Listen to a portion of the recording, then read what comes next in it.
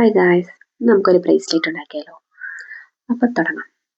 അതിന് വേണ്ടിയിട്ട് ആദ്യമേ ഞാൻ ഈ ഒരു ഇൻവിസിബിൾ ത്രെഡാണ് കേട്ടോ എടുക്കുന്നത്.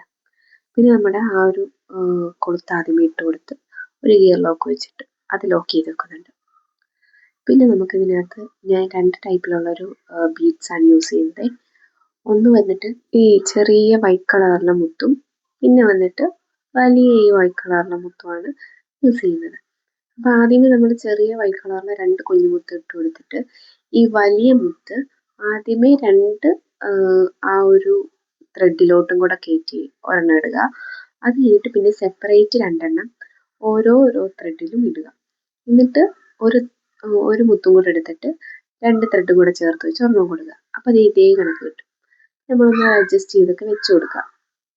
പിന്നെ അതേപോലെ തന്നെ നമ്മൾ പിന്നെയും 2 ചെറിയ മുത്ത്, പിന്നെ വേറൊരു കളറിലെ കൂടെ ഇതേ ടൈപ്പ് മുത്ത് തന്നെ ഒരു ഇച്ചിരി ഗോൾഡ് കളറിലെയും കൂടെ ഞാൻ ഇട്ട് കൊടുക്കുന്നുണ്ട്. അപ്പോൾ ഇത് രണ്ടും ഓൾട്ടർനേറ്റീവ് ആയിട്ടാണ് ഞാൻ ഇട്ട് കൊടുക്കുന്നത്.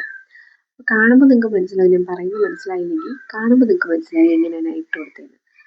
ഇതേ കണക്ക് ഇട്ട് കൊടുത്തിട്ട് ഒന്ന് അഡ്ജസ്റ്റ് ചെയ്ത് വെച്ച് ഓരോ സെക്ഷൻ കഴിയുമ്പോഴും ഒന്ന് ഗിയർ ലോക്ക് ഇട്ട് വെക്കുക.